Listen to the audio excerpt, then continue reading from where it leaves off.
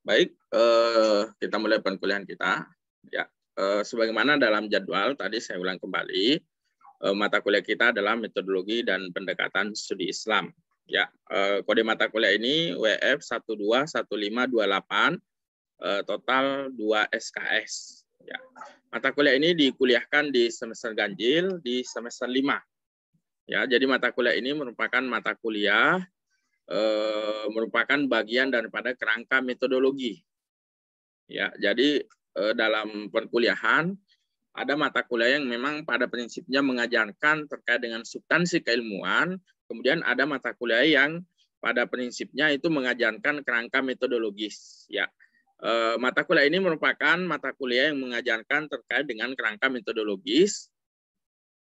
Khusus untuk di semester 5, biasanya kita akan memperkuat di metodologi dan pendekatan studi Islam. Nanti kita jelaskan apa sih metodologi dan pendekatan studi Islam. Kemudian di semester selanjutnya biasanya teman-teman akan ditawarkan mata kuliah metodologi penelitian. Ya, kalau metodologi penelitian biasanya mata kuliah tersebut lebih teknis terkait dengan langkah-langkah atau hal teknis terhadap kerangka penelitian yang akan dilakukan. Nanti setelah itu di semester 7 biasanya akan diberikan mata kuliah terkait dengan proposal penelitian ya atau proposal skripsi. Nanti di semester 8 teman-teman akan menerapkan kerangka metodologi tersebut dalam bentuk tugas akhir yang disebut sebagai skripsi. Ya, jadi mata kuliah ini menjadi mata kuliah yang penting karena pada prinsipnya akan mengajarkan terkait objek-objek kajian yang termasuk dalam kajian metodologi ya. Jadi memang kita akan lebih banyak membahas terkait dengan metodologi penelitian. Kemudian status mata kuliah ini adalah mata kuliah wajib fakultas ya. Artinya apa? Untuk Fakultas Usuluddin dan Dakwah, mata kuliah ini diajarkan untuk prodi IAT Ilmu Al-Quran dan Tafsir dan program studi Komunikasi dan Penyiaran Islam. Kemudian dosen pengampu untuk semester ini ada 2, ya ada saya sendiri Isman Iskandar Esos Emsos, ya keilmuan saya sebenarnya di S1 saya di dakwah, ya kemudian S2 di Dirasat Islamiyah. Kemudian juga masih dalam proses ini ya, proses S3. Kemudian untuk dosen yang satu maksudnya apa? Teman-teman kan terdiri dari beberapa kelas. Untuk AB itu akan diampu oleh Ibu Upi Zahra, sedangkan untuk kelas yang lain itu diampu oleh saya sendiri.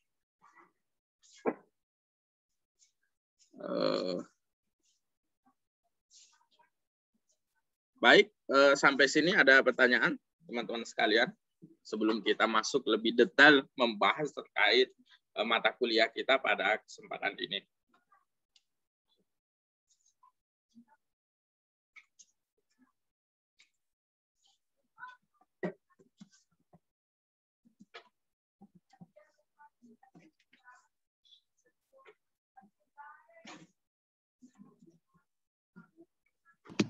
Belum sepertinya, Pak. Ini IAT 5C ya? Iya, Pak. Kosmanya siapa ya? Iya, Pak.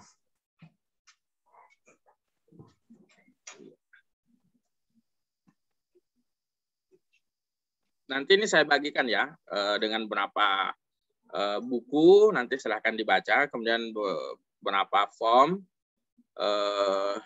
silahkan dibaca juga ya. Baik, Pak.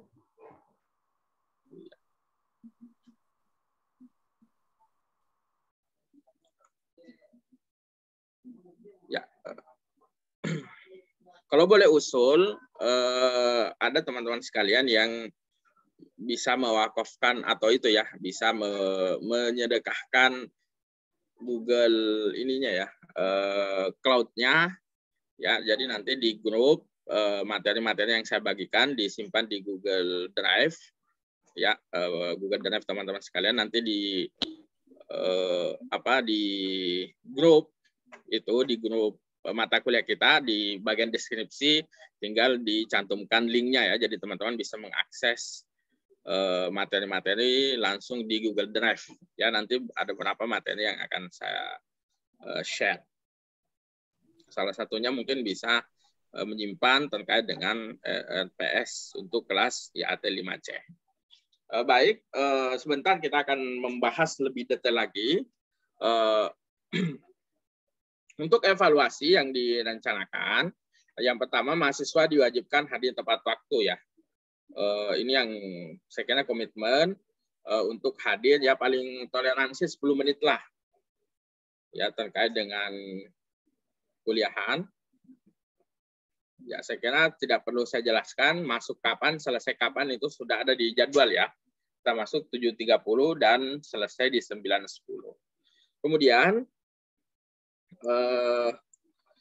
ketika berdiskusi, mahasiswa harus berkomentar dan korektif terhadap makalah yang dipresentasikan ya. Memang pada prinsipnya teman-teman juga harus aktif, dan biasanya di beberapa sesi atau di tengah perkuliahan kita akan memintakan untuk memberi kontribusi, baik berupa bertanya, memberi tanggapan, atau memberi komentar.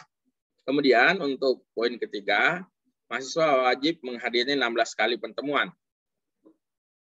Ya, kemudian mahasiswa yang berhak mengikuti ujian akhir semester adalah mahasiswa yang menghadiri minimal 12 kali atau sekitar 75% dari 16 perkuliahan yang diselenggarakan ya. Ini di luar tahfidz. Ya, jadi teman-teman sekalian, sebagai substansi mata kuliah harus memenuhi standar kehadiran. Kemudian untuk penilaian, nilai akhir yang ditentukan ini di siakat kita diberi beberapa alternatif ya, alternatif 1, alternatif 2, alternatif 3. Biasanya yang kita tawarkan untuk teman-teman sekalian itu di alternatif 3.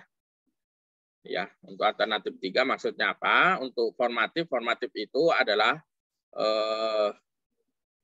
nilai akumulasi dari kehadiran teman-teman sekalian. Ya, kontribusi kelas termasuk penugasan ya, termasuk makalah, kemudian nilai UTS itu bobotnya 30% dan UAS itu 40%. Biasanya poin ini yang akan kita berikan, alternatif ini yang dianggap setidaknya sesuai dengan ini ya, dengan dianggap sesuai dengan budaya kita. Kalau untuk alternatif 1, pokok penilaian atau fokus penilaian itu berada di UAS ya, 60%. Begitupun alternatif 2 ya, tapi silahkan saja nanti untuk tawaran ya, karena ini masih kontrak perkuliahan, saya kira di alternatif 3 kita memberi rekomendasi ya. Tapi kalau teman-teman sepakat ingin alternatif 1, alternatif 2 ya silahkan juga ya, nggak ada masalah.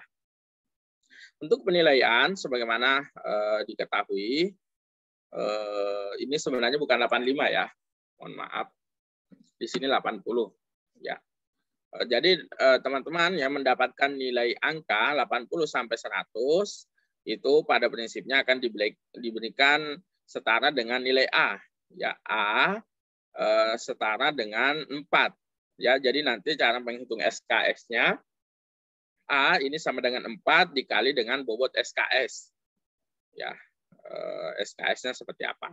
Deskripsi kualitatifnya adalah diberikan kepada peserta yang jenius atau mengetahui amat baik materi perkuliahan ditambah dengan pemahaman mendalam dan interpretasi yang original ya, atau original, inilah yang diberikan poin A ya. Ya, jadi memang kita standarnya agak longgar untuk poin A karena memang di angka 80 sampai 100. Kemudian untuk poin B ya, teman-teman yang berada di rentan 70 sampai 79 nanti akan diberikan nilai B ya, atau setara dengan B dengan nilai sama dengan 3 ya. Jadi 3 kali 2 ya, karena 2 SKS. Ya, ini hanya mengetahui saja. Kemudian untuk yang poin 60 sampai 69 itu C. Ya, C atau nilai akumulatifnya sama dengan 2 ya. 2. Kalau pertanyaan, apakah C ini lulus? C itu lulus ya. C itu lulus, masih diluluskan. Tapi untuk nilai selain C, ya untuk D dan E maupun TL, ya ini simbol saja. Selain dari 3 angka berikut ABC, ABC itu masih nilai yang lulus, sedangkan untuk selain dari ABC itu tidak lulus ya. Jadi konsekuensinya teman-teman harus mengulang penkuliahan ya, baik sesuai dengan alternatif yang diberikan, baik di semester pendek atau di semester berikutnya. Kemudian ini nanti terkait dengan rencana kegiatan pembelajaran. Ya baik, sebelum kita masuk detail terkait dengan substansi penkuliahan kita, sampai sini ada pertanyaan? Silahkan kalau ada pertanyaan ya. Baik, saya kira kalau tidak ada, kita lanjutkan. Untuk penkuliahan kita, seperti yang teman-teman lihat semua, kita ada 16 kali pertemuan. Ya, pertemuan pertama sekarang capaian pembelajaran yang dibebankan kepada mata kuliah ini adalah memahami gambaran umum perkuliahan ini masih belum di itu ya. Ini kan nama kita singkat MPSI ya, metodologi pendekatan studi Islam ya. Jadi nama mata kuliah kita biasanya disingkat MPSI, metodologi pendekatan studi Islam. Dan memang mata kuliah ini diajarkan juga untuk UIN, STAIN, IAIN ya.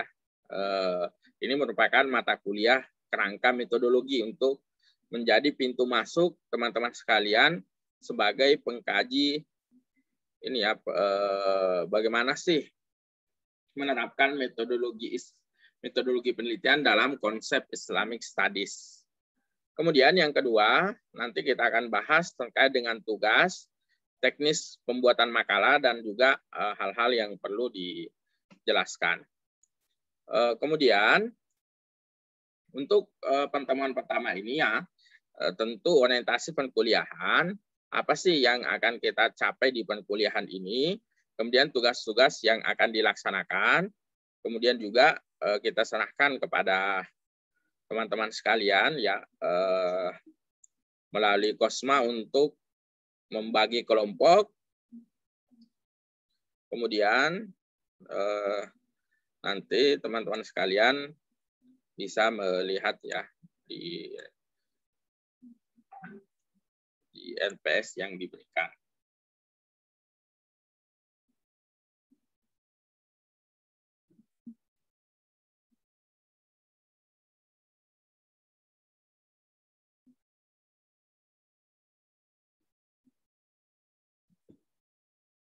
Ya, kemudian untuk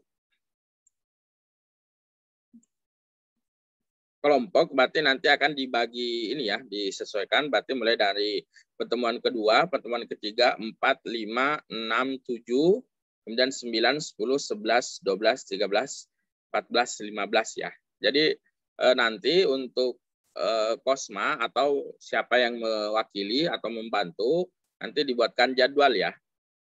Dibuatkan untuk pertemuan kedua, siapa kelompoknya, pertemuan ketiga siapa, pertemuan keempat siapa, pertemuan kelima siapa, sampai pertemuan ini ya, pertemuan ke-15. Nanti pertemuan 16 kita akan ujian akhir semester.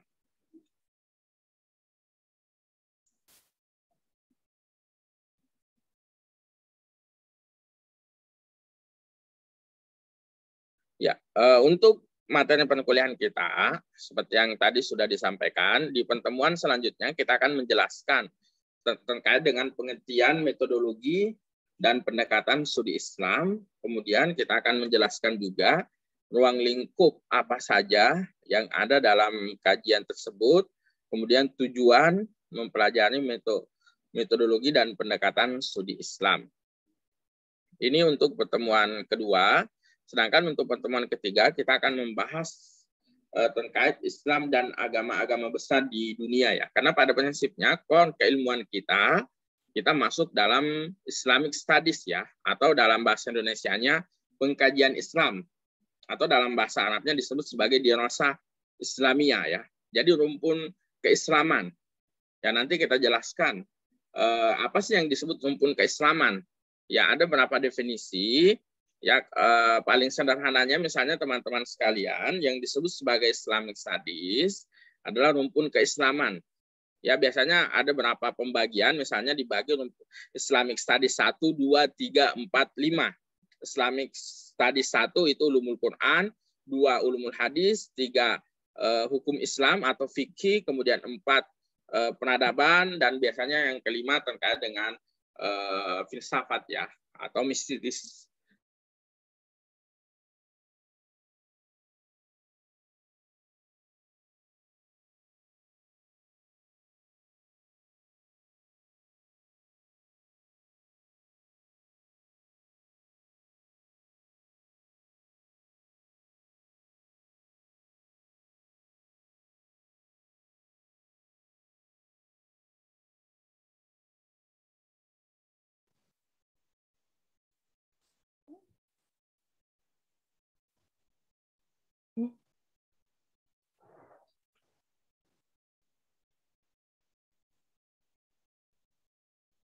Kenapa nih Zoom?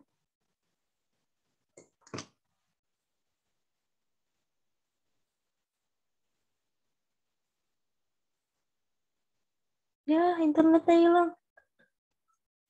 Kok bisa?